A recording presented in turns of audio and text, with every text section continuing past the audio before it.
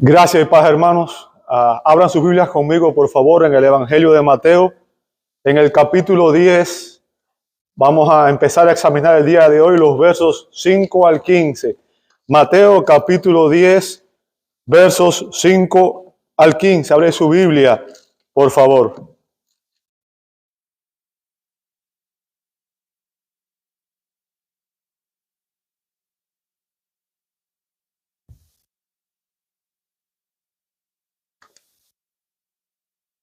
Dice así la palabra de Dios.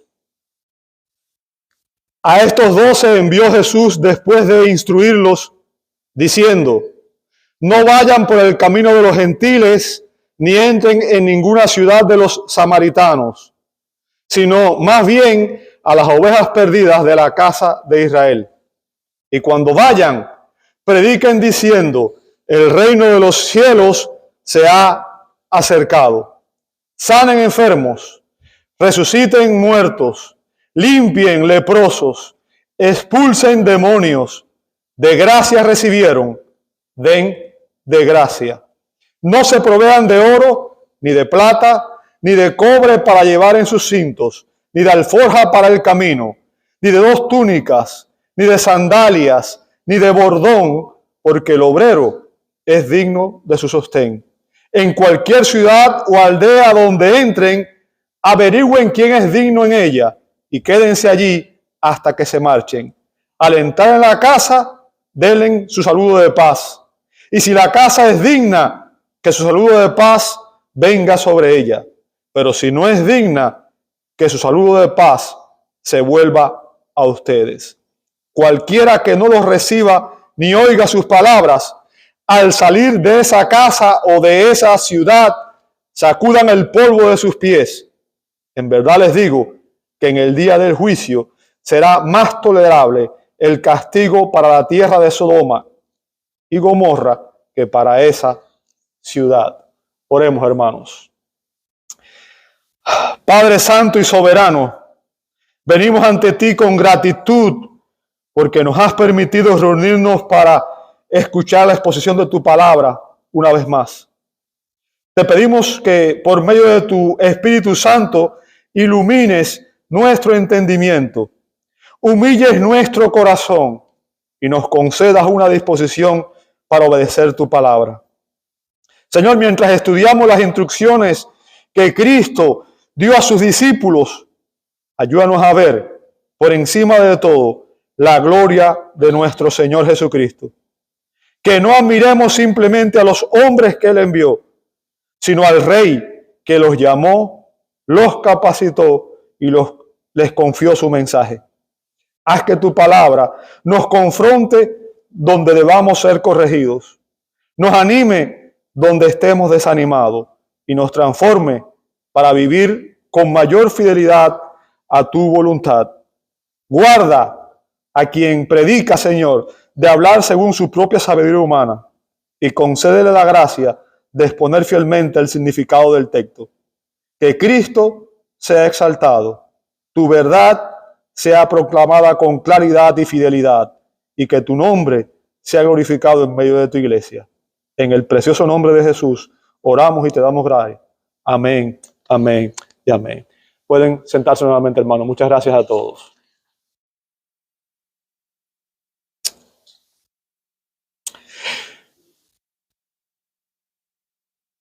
En este pasaje, el Señor Jesucristo nos da principios, una serie de principios para un ministerio efectivo, ¿Sabe? En nuestros días, muchas personas evalúan el ministerio por aquello que puede verse.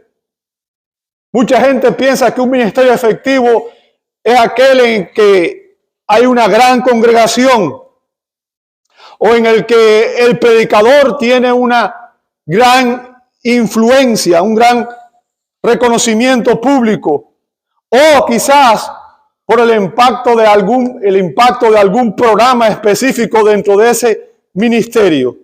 Pero Cristo nunca examinó y nunca midió el ministerio de esa manera. ¿Sabe? En el pasaje que vamos a empezar a examinar el día de hoy, el Señor Jesucristo está a punto de comisionar, de enviar a sus discípulos al campo misionero por primera vez. Y podríamos esperar que les enseñara técnicas para influir en las multitudes, que es lo que enseña mucha gente hoy, ¿verdad? O estrategias para alcanzar el éxito según el mundo. Sin embargo, Jesús hace algo completamente distinto. Antes de enviarlo, el Señor forma su manera de pensar y les da instrucciones referentes a cómo ellos deben desempeñar su ministerio. Y eso es precisamente lo que Mateo quiere que usted y yo entendamos. Un ministerio verdaderamente efectivo no nace del talento humano, sino de la obediencia al Rey que envía.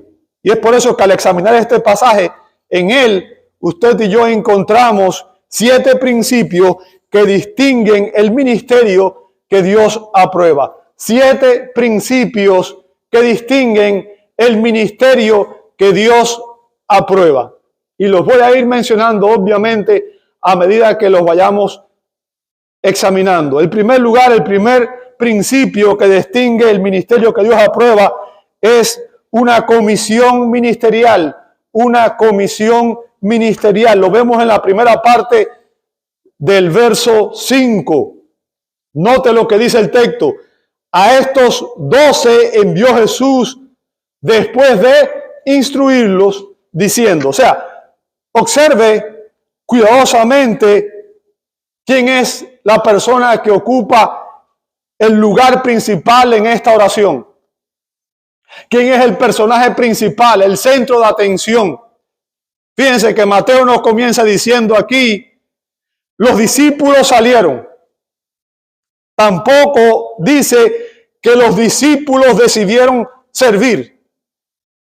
El sujeto del verbo aquí es Jesús. Es el Señor Jesucristo. Es Él quien los envía. Es Él quien los comisiona. O sea, desde la primera frase, Mateo quiere que usted y yo tengamos nuestra mirada, nuestros ojos fijos en Cristo, el autor y consumador de nuestra fe.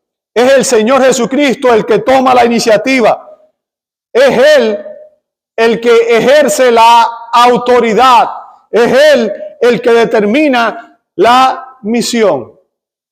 Por tanto, Mateo empieza enfatizando el hecho de que es Cristo quien va a comisionar a estos hombres. Y eso indica que no son los discípulos quienes diseñan el ministerio, quienes determinan cómo debe funcionar el ministerio de la iglesia, cómo debe funcionar el ministerio en el servicio, ¿verdad? Simplemente ellos respondieron a un llamado. Recuerda cómo ocurrió con Jeremías cuando Dios dijo, ¿a quién enviaré y quién irá de nuestra parte? Y el profeta dijo, heme aquí, envíame a mí. O sea, los discípulos son comisionados, son enviados por Cristo. Jesús actúa aquí como un rey que está a punto de enviar a sus embajadores a lo largo y ancho del mundo para que cumplan sus órdenes y hablen en su nombre. Jesús es el rey y los apóstoles y luego obviamente su iglesia seríamos sus embajadores ante el mundo. ¿Sabe? Y aquí en los versos 5 al 42 vemos sus instrucciones, las instrucciones que Jesús le da a los discípulos referente al ministerio. Y estas instrucciones que vamos a empezar a examinar el día de hoy, y nos va a tomar varias semanas para poder verlas todas, constituyen lo que sería el segundo de los 5 mensajes o sermones que Jesús predica en el Evangelio de Mateo. Ya vimos el primero, que fue el Sermón del Monte, en los capítulos 5 al 7. ¿Recuerdan? Ahora, aquí del verso 5 al 42, encontramos el segundo sermón importante de nuestro Señor en el Evangelio de Mateo. A este sermón se le conoce como el sermón de la comisión. ¿Por qué? Porque en él Jesús está preparando, comisionando a sus discípulos para enviarlo al mundo como sus embajadores.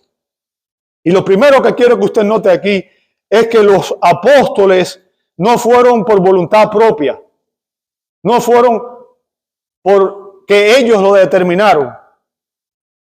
Aquí vemos que los apóstoles recibieron una comisión divina. Ellos fueron enviados por el Señor. Ellos fueron enviados por el Rey. Ellos estaban bajo órdenes. Fíjense, aquí se usa un verbo griego que era utilizado para describir el envío oficial de un representante, de un heraldo, con la autoridad de quien lo enviaba. Y el punto que quiero que entienda es que ningún embajador habla por iniciativa propia, sino que representa la voluntad de su rey, representa la voluntad del rey que lo comisionó y lo envió a servir. Y eso es exactamente lo que eran los 12 apóstoles. Ninguno de ellos llevaba sus propias ideas, no defendían sus preferencias personales, no anunciaban su propio reino. Ellos eran comisionados por Cristo, eran embajadores de Cristo, eran heraldos de Cristo. Iban a ser enviados como representantes oficiales del Señor Jesucristo. ¿Sabe? Debemos recordar que hoy no existen apóstoles. El oficio apostólico estuvo limitado a los 12, a Pablo y a Matías. ¿Ok? Nadie más. Pero Dios sigue comisionando a sus ministros. Dios sigue enviando hoy a ministros para que continúen la misión de expandir su reino en la tierra. Proclamen su palabra y sean sus heraldos. Aunque algunas instrucciones de las que vamos a ver fueron exclusivamente para los apóstoles, aprendemos principios que también son útiles para los ministros de hoy, para la iglesia hoy, para el pueblo de Dios hoy. Y aquí encontramos el primer principio de un ministerio efectivo, el primer principio de un ministerio efectivo. Y es que el ministerio efectivo jamás comienza con el deseo de un hombre. Jamás comienza con el deseo de un hombre. Siempre comienza con la autoridad de Cristo, que es quien llama, quien instruye, quien capacita y quien envía. Vuelvo y repito, estos apóstoles no se enviaron a sí mismos. Fue Cristo quien los llamó, fue Cristo quien los preparó, fue Cristo quien los envió y los comisionó. Y eso sigue ocurriendo hoy. Es Cristo quien llama a sus ministros, es Cristo quien los capacita y es Cristo quien los envía. Fíjense que Él dice, note lo importante, dice que Él los envió después de ¿qué? De instruirlos. ¿Lo ve ahí? Los envió después de instruirlos. O sea, Él no los envió inmediatamente. Primero los preparó. Primero les dio sus instrucciones. Les explicó, les enseñó lo que debían hacer. Y recuerde que eso es precisamente lo que llamamos discipulado. Discipular no es solamente dar una clase, dar un curso de 10 semanas y ya. Discipular a una persona es enseñarle la verdad de Cristo, la palabra de Dios, pero enseñarla en dos dimensiones.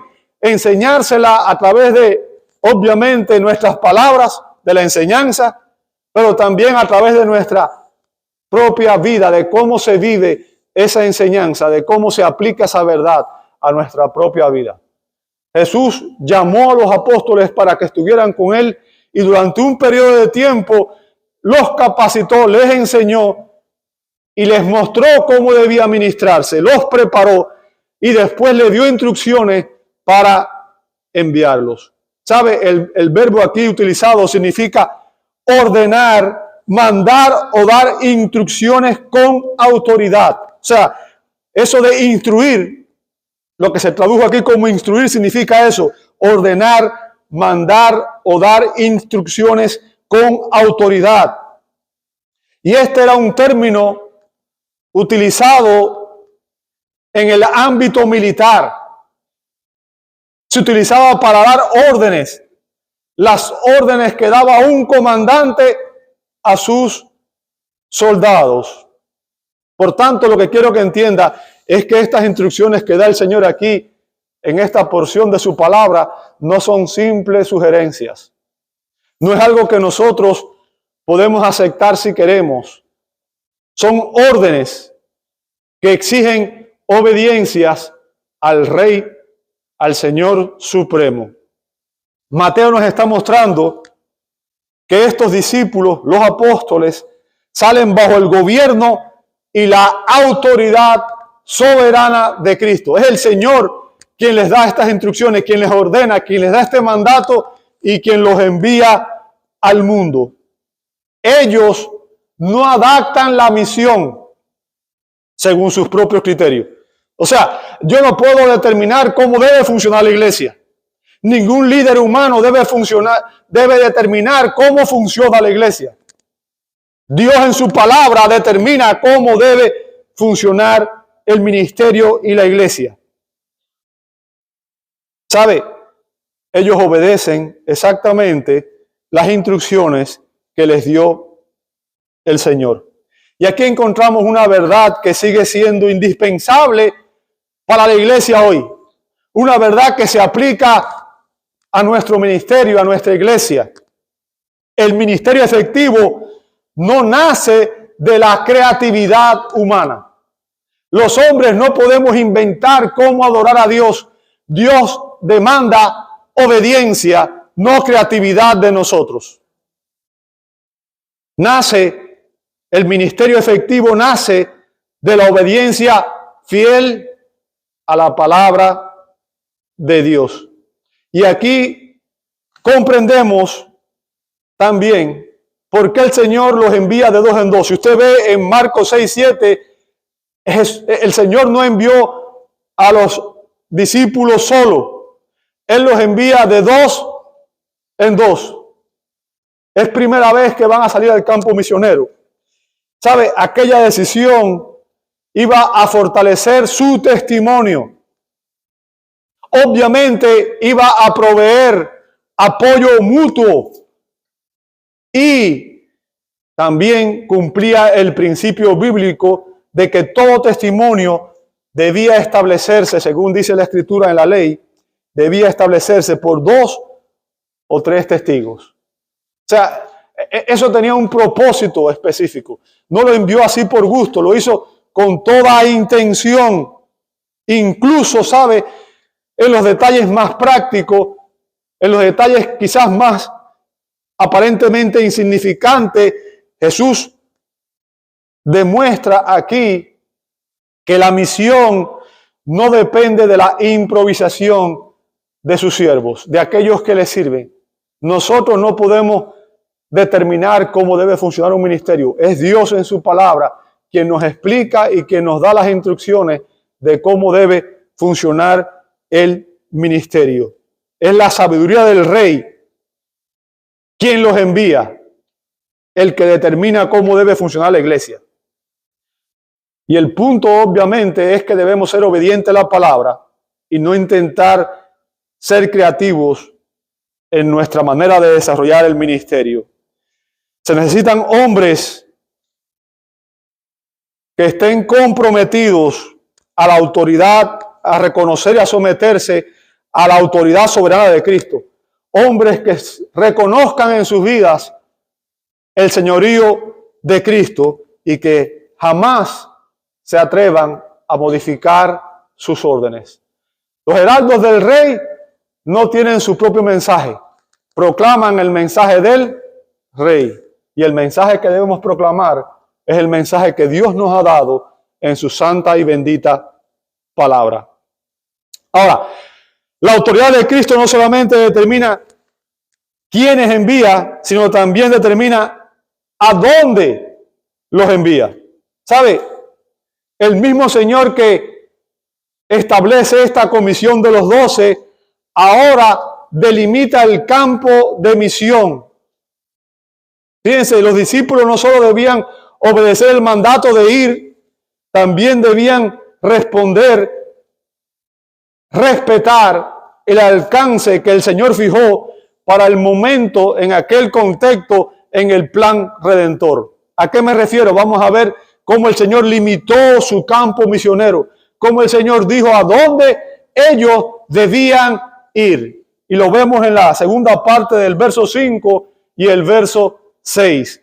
Note lo que dice: no vayan por el camino de los gentiles, ni entren en ninguna ciudad de los samaritanos. ¿Sabe? Y obviamente aquí aparece una instrucción que sin dudas a primera vista a nosotros nos desconcierta. Nos puede sorprender, ¿cierto? Porque algunos podrían pensar que al decir esto, Jesús está rechazando a los gentiles. Está excluyendo del reino a un grupo importante de personas. Pero Mateo espera que el lector recuerde lo que él ya nos ha enseñado en su evangelio. Desde el mismo comienzo de su evangelio, los gentiles ya aparecen incluidos en el plan redentor de Dios. Si usted lee, usted estuvo con nosotros desde que empezamos esta serie titulada El Evangelio del Reino. Empezamos en el capítulo 1, verso 1, donde está la genealogía de Jesús. En esa genealogía se incluyen a mujeres gentiles que fueron llamadas por la gracia de Dios e incluso llegaron a formar parte de la genealogía del Rey Mesías prometido. También vimos en el capítulo 2 que cuando el Señor nació, vinieron del oriente unos sabios. No eran judíos, eran gentiles. Y el punto que quiero que entienda es que desde el principio al fin, los gentiles estaban incluidos en el plan de Dios. De hecho, en el pacto abrámico, el pacto con Abraham, Dios le dijo que en su simiente serían benditas, ¿quiénes? Todas las familias de la tierra. Hay muchas promesas del Antiguo Testamento en que Dios prometió que todas las naciones del mundo vendrían y adorarían ante Él. Y entonces la pregunta es, ¿por qué Jesús establece esta restricción?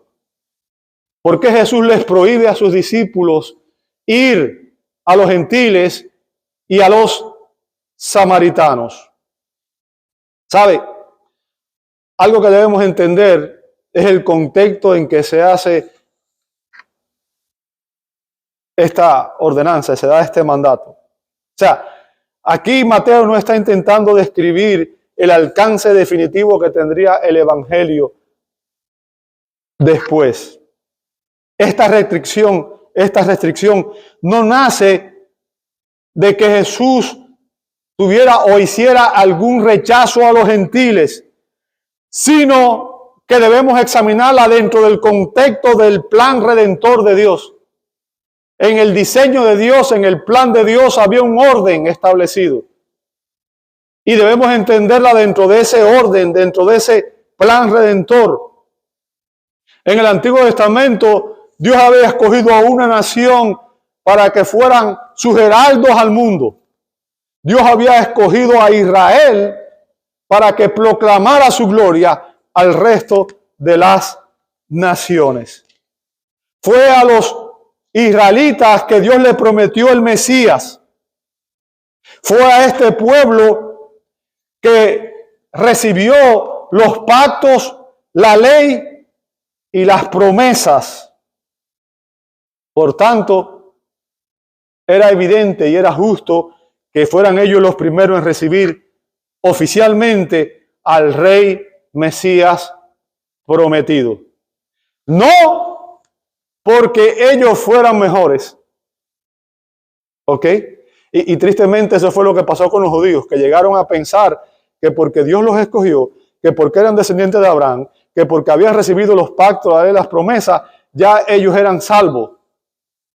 Ya ellos no necesitaban nada más.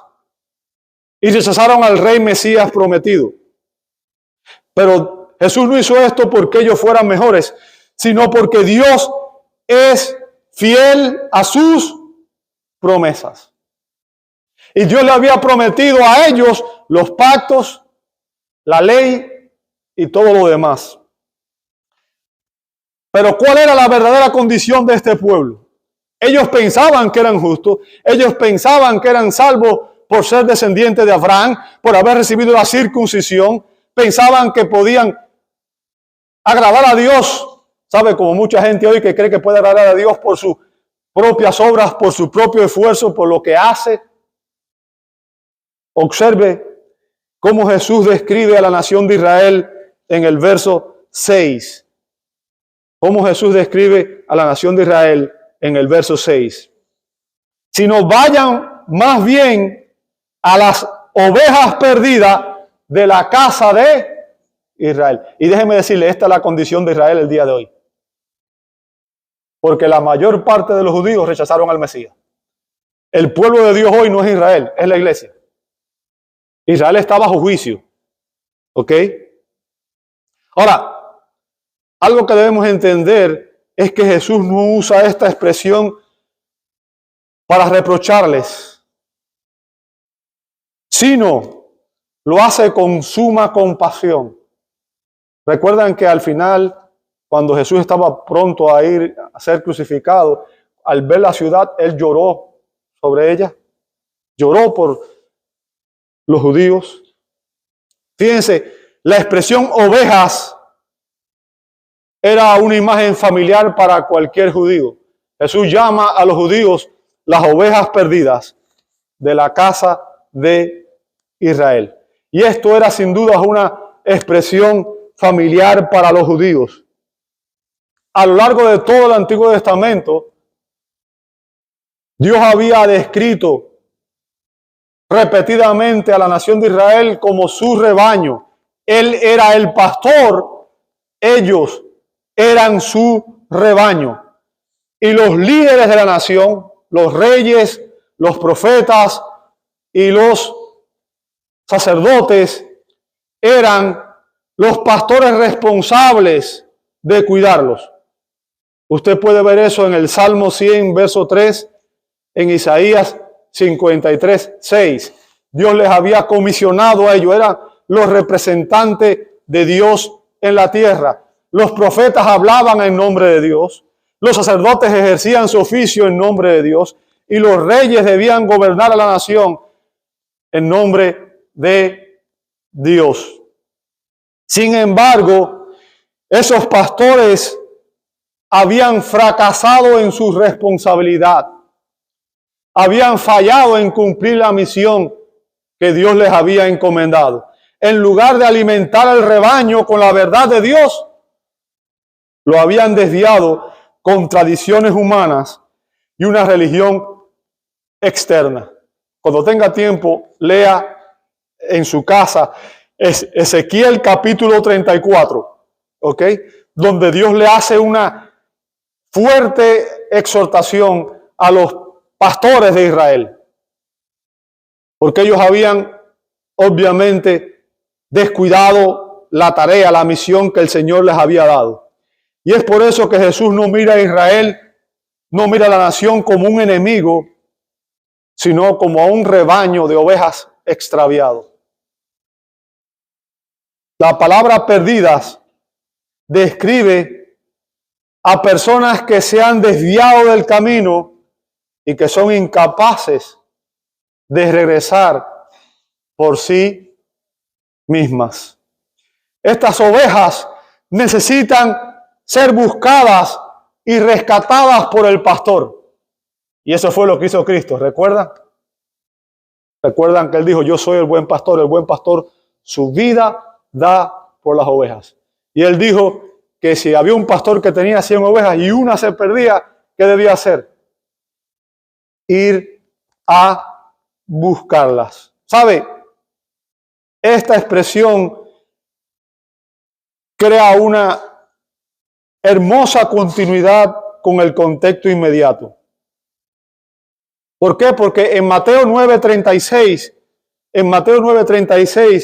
Mateo ya nos ha mostrado el corazón de Cristo. Fíjense que en Mateo 9:36 dice que al ver las multitudes, el Señor tuvo ¿qué cosa? Compasión de ellas, porque estaban desamparadas y dispersas como ovejas que no tienen pastor. Esa era la manera en que Cristo veía a aquel pueblo. Y ahora en este capítulo, Jesús responde precisamente a esa compasión. No solo Él siente misericordia por aquellas ovejas que estaban perdidas, sino que ahora Él va a enviar obreros, va a comisionar obreros para que salgan y vayan a buscar esas ovejas y las traigan de vuelta al redil, a rescatar las ovejas.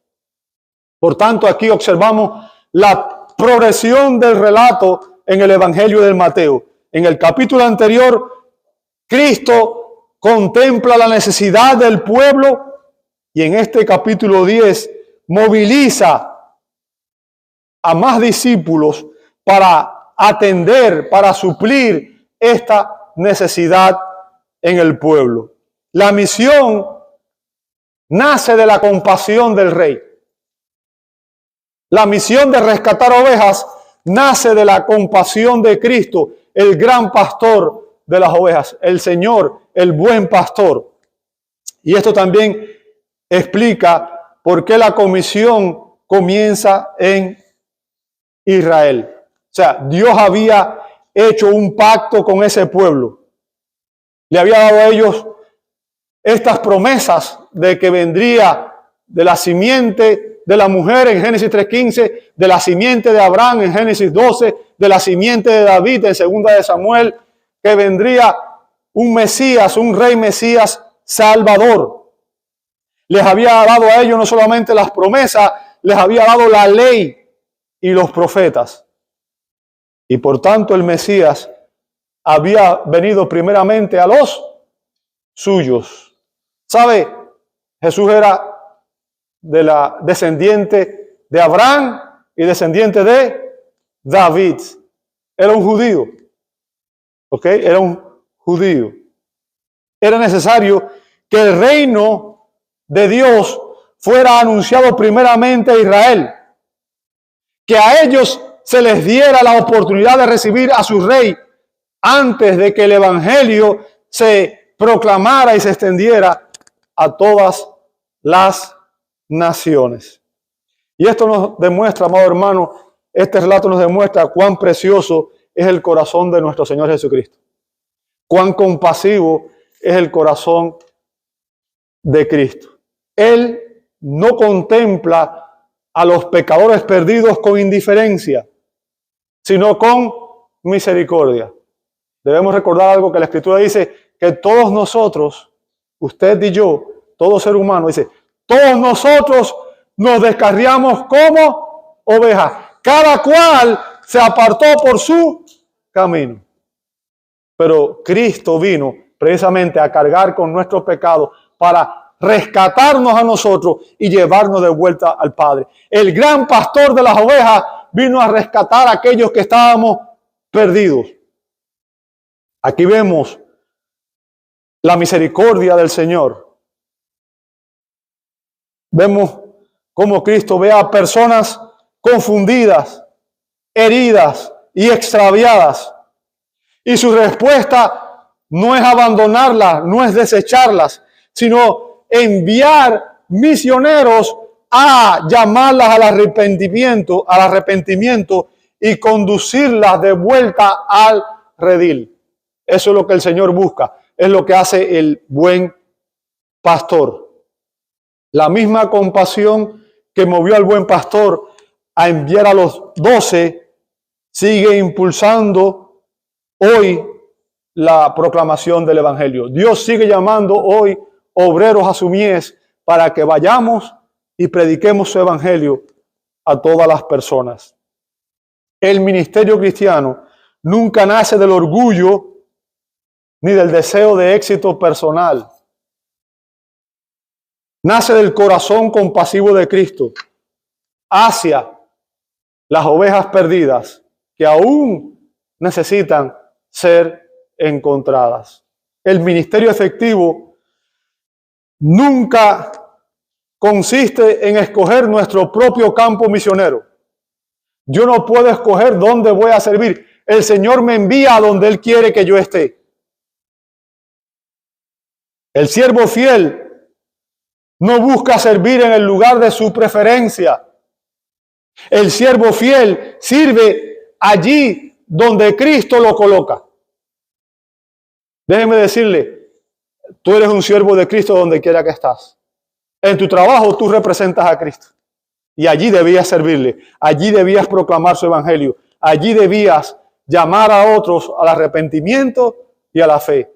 En tu hogar, en tu trabajo, en tu vecindario, tú y yo somos enviados por Cristo al mundo para rescatar las ovejas perdidas. ¿Ok? Pero Cristo no solo determina el lugar donde sus siervos deben ir a ministrar, también determina exactamente qué deben predicar, cuál debe ser el mensaje que debe ser enunciado.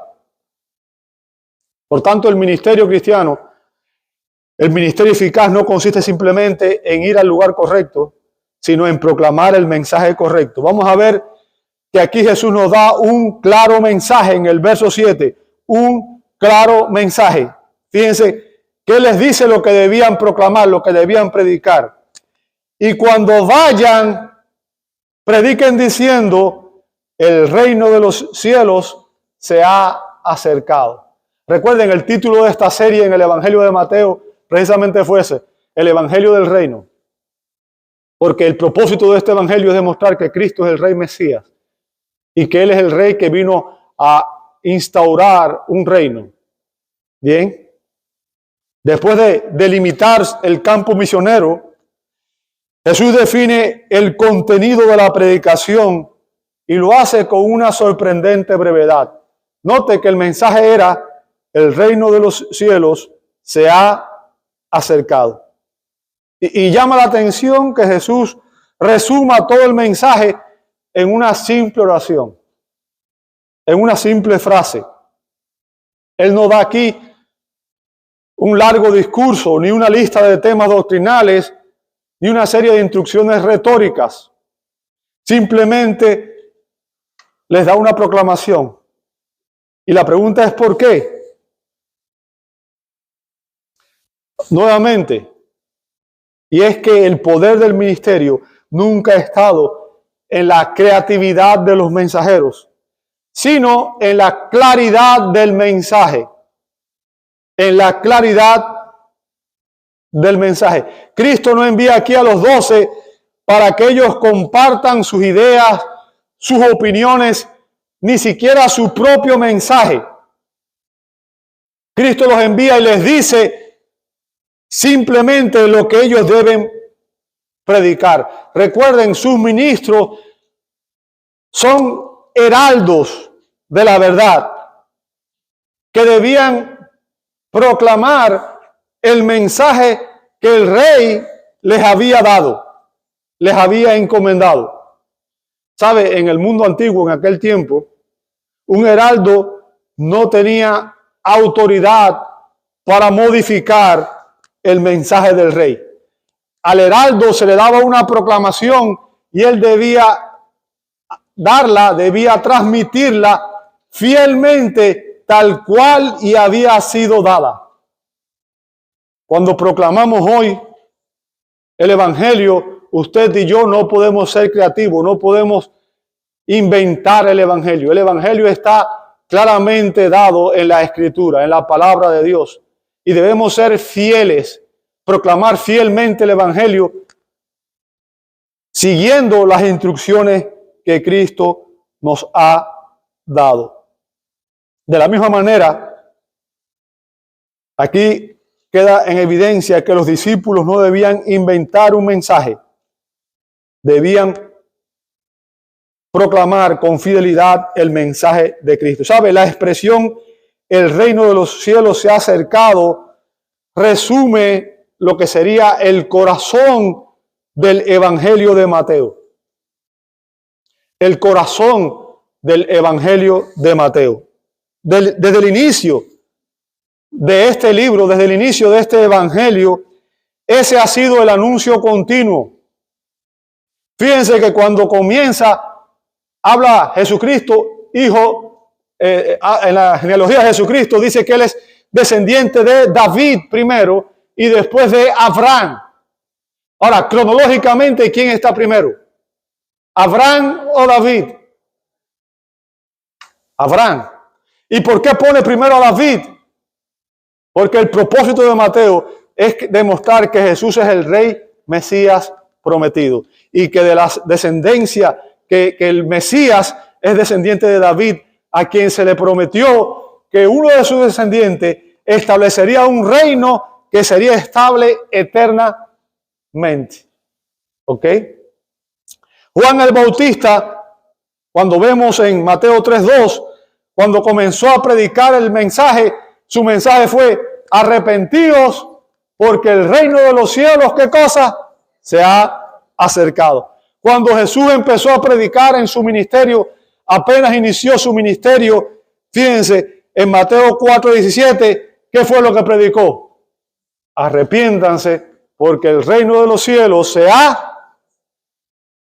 Y ahora, aquí vemos que los 12 apóstoles debían continuar predicando el mismo mensaje. ¿Se da cuenta? No hay cambio. Es el mismo mensaje de principio a fin. El mensaje que predicó Juan fue el mensaje que predicó Cristo y sería el mensaje que predicarían sus apóstoles y el mensaje que debe proclamar la iglesia hoy. Hoy. Y Mateo presenta así una continuidad intencional. No existen 3 mensajes distintos, sino un solo mensaje que fue enunciado, que fue proclamado por diferentes grupos de personas.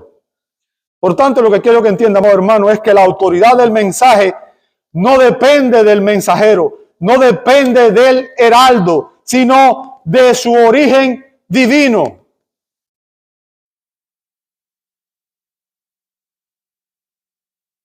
¿Y qué significa que el reino de los cielos se ha acercado? ¿Qué significa? ¿Sabe? No es una nueva filosofía religiosa. ¿Ok? No es algo que estaba simplemente comenzando. Significa que el gobierno salvador y soberano de Dios había irrumpido en la historia humana porque el rey estaba presente. Estaba en medio de su pueblo. El rey estaba entre los hombres. En la persona de Jesucristo, el reino prometido por los profetas había llegado. Y esto exigía una respuesta inmediata de parte de los hombres. ¿Sabe? Este es el mensaje que debe ser proclamado a todos. Arrepiéntanse porque el reino de los cielos se ha acercado. Y Dios demanda que todos los hombres de este mundo respondan en arrepentimiento por sus pecados y fe y se sometan al Rey Mesías. Dios manda a todos los hombres en todo lugar, dice el libro de Hechos, a que se arrepientan de sus pecados y reciban a Cristo por la fe. Por eso Jesús reduce toda predicación a una sola declaración. O sea, todo el ministerio de los discípulos debía conducir a esa verdad central. El Rey, que es Cristo, Él es el Rey de Reyes y Señor de Señores. Había venido. Por lo tanto, todo hombre debe someterse a su autoridad. Debe reconocer, confesar, como dice Pablo, a Cristo como Señor. La iglesia no ha sido llamada a entretener al mundo, ni a adaptar el evangelio a las preferencias de la cultura. Ha sido llamada a proclamar con fidelidad, claridad y con autoridad que el Rey ha venido y que todos los hombres en todo lugar son llamados por Él a arrepentirse de sus pecados, a creer en Cristo por la fe y a someterse a Él, confesándolo como su Señor y Salvador. Dios demanda eso de toda persona. Dios demanda que nosotros nos arrepintamos de nuestros pecados y recibamos a Cristo por la fe. Oremos, hermanos. Señor, te damos gracias por la riqueza de tu palabra y por el privilegio de escuchar la voz de nuestro buen pastor. Te rogamos que lo que hemos aprendido hoy no permanezca solo en nuestra mente, sino que descienda a nuestro corazón y se refleje en nuestra manera de vivir. Haz de nosotros siervos fieles, que amen el mensaje más que el reconocimiento, que dependan de tu poder más que de sus propias fuerzas, y que proclamemos el evangelio con la misma fidelidad con la que Cristo lo encomendó a sus discípulos. Danos compasión por las ovejas perdidas, valentía para anunciar la verdad y humildad para recordar que el fruto del ministerio siempre depende de ti. Que salgamos de este lugar conscientes de que seguimos sirviendo al mismo Rey y proclamando el mismo reino.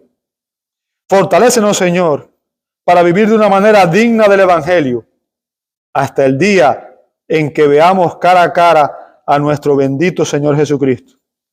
En su precioso nombre oramos. Amén, amén y amén.